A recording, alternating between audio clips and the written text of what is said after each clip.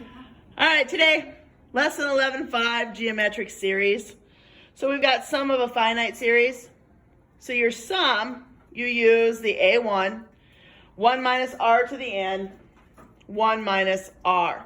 So in the first few problems, they tell you what the n is. You have the first term, and you just need to figure out what your ratio is. So what's the ratio in between those two numbers?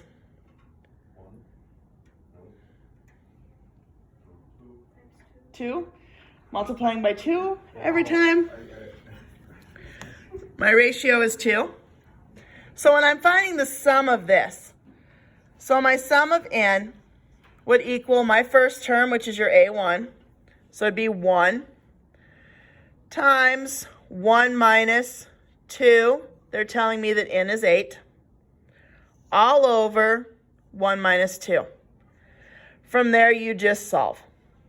Okay, just plug right into the calculator and solve that bad boy. Pretty simple. Sum of an infinite series. So these are like the series that go on forever. So if I had 1, 3, 9, 27, so on and so forth, it goes on forever. If I look at this, my ratio is what? 3.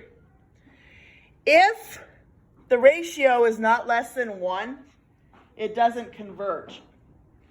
Since this is bigger than 1, it diverges. When it diverges, you can't find a sum. Okay? You can only find the sum when it converges. So let's say I had this backwards, where it started out as 27, 9, 3, 1. So now my ratio is 1/3. Now it converges. And when it converges, now you can find the sum. So you'd have your S of n equals your A1 on this one, which is 27, all over 1 minus 1/3. Plug that into the calculator, and that's where you'll find your sum.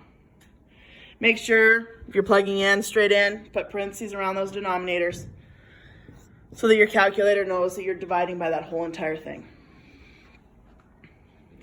So there you go.